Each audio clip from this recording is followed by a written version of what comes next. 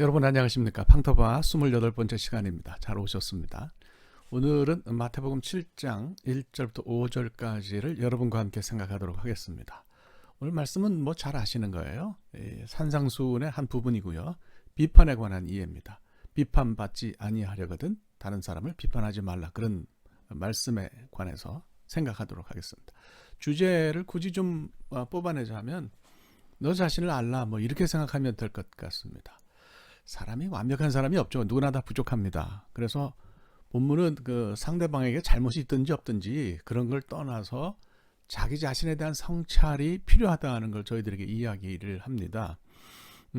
이 말씀을 이제 들여다볼 때 조심해야 될 거는 소극적으로 해석하면 잘못된 결론을 내릴 수가 있어요.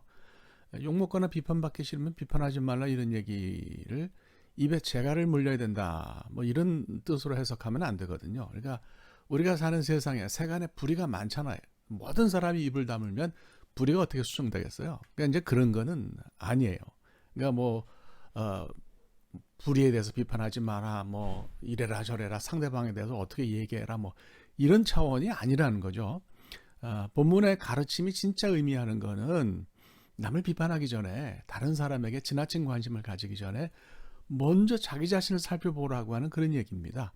그리고 나서 누구나 나도 그렇고 너도 그렇고 모든 사람이 자기 자신의 부족함을 채우려고 노력하면 그것이 가장 이상적이다 이런 얘기를 하는 거죠.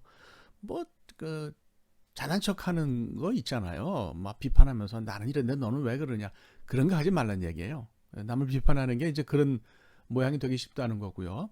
뭐 묻은 개가 뭐 묻은 개 나무란다 뭐 이런 그 격언도 있잖아요. 그러니까 그런 거는 하지 말라고 하는 그런 뜻으로 이해하면 될 것 같습니다. 뭐 내로남불이라는 말도 굉장히 유행하죠. 내가 하면 로맨스고 남이 하면 불륜이고. 그러니까 그런 거는 하지 말라고 하는 말씀으로 오늘 본문을 이해하면 될 것 같습니다. 그래서 본문을 적극적으로 해석을 하면 기독교인에게는 책임이 요구된다는 말로 이렇게 생각하면 될 것 같아요. 뭐 기독교인의 개인 윤리죠. 기독교인은 다 개인 윤리가 있어야 되는데 말이나 행동하는 것에 책임지라는 거죠. 태거트 머피라고 하는 학자가 있어요. 이분이 쓴 책 중에 Japan and the Shackles of the Past라는 그런 책이 있습니다. 뭐 일본 그리고 뭐 과거의 덧쯤으로 뭐 이렇게 우리가 이것을 번역할까요? 뭐 어쨌든 이 사람 지금 그 일본 통일 학자인데 일본의 그 츠쿠바 대학의 MBA 프로그램 교수로 있습니다. 이분이 이런 얘기를 했어요. 동양과 서양의 권력을 가만히 들여다보니까 해보니까 차이가 있다는 거예요. 서양의 권력자는 책임을 지는 자리라는 거예요. 그러니까 책임을 지는 그런 자리인데 거기에 반해서 동양의 권력자는 책임을 면하는 그런 존재더라. 그러니까 자리 자체의 성격이 다르더라. 그런 얘기예요.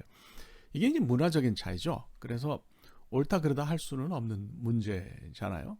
그러니까 깊이 생각할 필요는 뭐 있는 것 같아요. 뭐 문화적 차이를 가지고 이러다 저러다 시비할 건 없지만 우리가 생각할 때 무엇이 그래도 더 합리적인가 하는 것은 생각할 필요가 있는 거죠. 권력은 책임을 면하는 자리는 아닌 것 같아요. 그러니까 뭐 왕이나 뭐 동양의 전제국가나 오늘날도 그렇지만은 무슨 잘못을 해도 무오하다, 오류가 없다. 그러니까 책임을 지지 않는다. 이거는 제가 볼 때는 옳은 것 같지 않고요. 책임을 오히려 지는 자기가 그 다스리는 백성에 대해서 국민에 대해서 책임을 진다라고 하는 것이 올바른 권력자의 어떤 처신이다 이런 생각이 듭니다. 예수를 믿는 것은 자기 자신의 행동에 책임을 지는 면이 있죠. 굉장히 중요하다고 생각합니다. 그래서 자신의 잘못과 부족함은 생각하지 않고 나는 뭐 이래도 저래도 그만이고 너는 잘해야 된다. 이거는 바른 자세가 아니라는 거예요. 그래서 본문의 진짜 적극적인 의미는 자신을 돌아다봐야 된다. 뭐 이런 얘기겠죠. 뭐 상대방도 그렇잖아요. 상대방도 자기 자신을 돌아볼 계기가 그 사람에게 있지 않겠어요. 그러니까 그거를 생각을 하고 나는 우선 내가 잘해야 된다 이런 생각을 하면 될 것 같습니다. 본문을 그 바리새인 가르침에 대한 반대 교훈으로 보면 뜻이 더 잘 보이는 것 같아요. 5절을 보면 이렇게 남을 비판하고 그러니까 내 눈에 들보가 있는 것을 알지 못하고 상대방의 눈에 티가 있는 것만 지적하는 건 외식하는 거다 이런 얘기잖아요. 외식한다는 것은 바리새인들의 행동을 가리키는 전형적인 표현입니다. 그러니까 그렇게 하지 않는 것이 바리새적이지 않다. 외식하는 게 아니다 이렇게 이해할 수 있는 거죠. 바리새인들 굉장히 아주 뜨거웠어요. 종교적인 열심으로 유명했어요. 쉽게 따라갈 수 있는 성격의 것이 아니었습니다. 근데 이제 문제는 이 사람들이 자기들이 뜨거운 건 좋은데 열심인 건 좋은데 그거 가지고 다른 사람을 비판했다는 거예요. 니들은 왜 그 모양이냐? 주님께서 이런 거 하지 말라 그러셨어요. 아주 뜰보하셨어요. 그 레리 아스본 목사님이 Accidental Pharisees라는 책을 썼어요. 글쎄 뭐라고 번역해야 될까요? 뭐 우리말로 번역돼서 나와 있는 책 제목과는 상관없이 어쩌다 보니 우연히 뭐 어쩌다 보니 어떻게 하다 보니까 그 바리새인이 됐다 이렇게 우리가 생각할 수 있는 책 제목이에요. 우리가 뜨겁게 예수님 잘 믿는 거 좋은데 잘못하면 바리새인 쪽으로 넘어가는 거죠. 내가 아닌 남에게 어떤 그 관심을 가질 때 그렇게 되기 쉬워요. 그러니까 바리새인들의 뜨거움이 문제라는 거라기보다는 구별하려는 생각이 문제인 거죠. 왕년에 한국의 유명 걸그룹 가운데 21이라는 그룹이 있었어요. 이 사람들이 히트시킨 곡 가운데 내가 제일 잘 나가라는 노래가 있어요. 자신감, 당당함, 걸크러쉬 뭐 이런 걸 표현하는 건 좋습니다. 내가 제일 잘 나간다고 말하는 건 좋은데 너는 왜 쭈그리냐? 너는 왜 못 나가냐? 너는 왜 한심하냐? 이렇게 말한다면 그거는 문제가 된다는 얘기죠. 그래서 우리가 예수님 잘 믿어야 되는데 이게 나와 타인을 구별하는 쪽으로 번지면 위험하다. 그래서 비판하는 것을 삼가라는 말씀으로 이해하면 될 것 같습니다. 본문에 보면 티와 들보가 나오죠. 형제의 눈에 티를 지적한다는 거죠. 티는 헬라말로 카르포스라 그럽니다.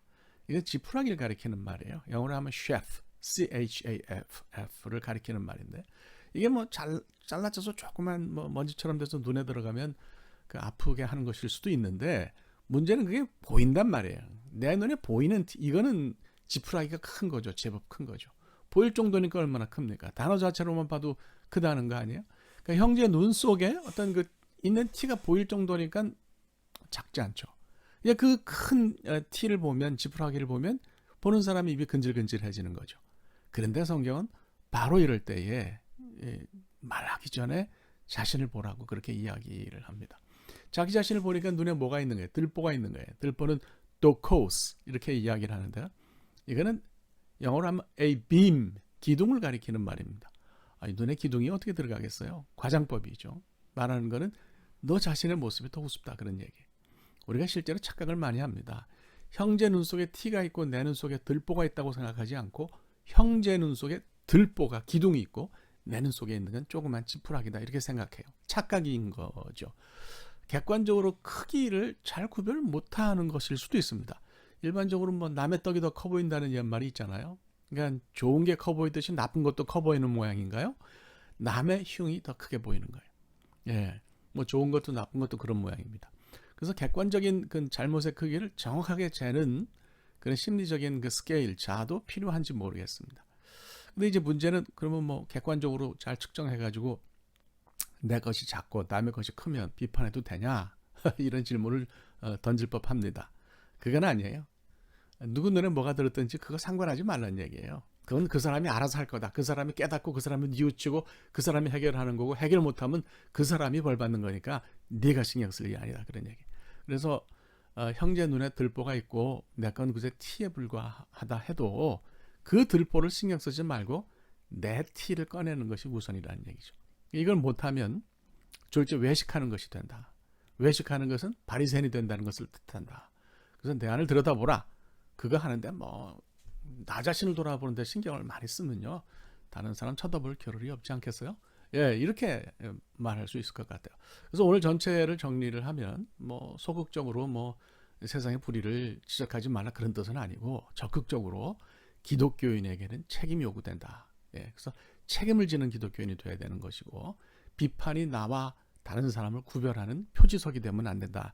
이런 말씀이에요. 그래서 티와 들보에 있어서 누구 눈에 뭐가 있든지 그것을 객관적으로 크기를 잘 구별할 수 있어야 하고 그 크기가 구별된다 하더라도 나 자신을 먼저 돌아보고 성찰하는 모습을 가지는 것이 우선이다.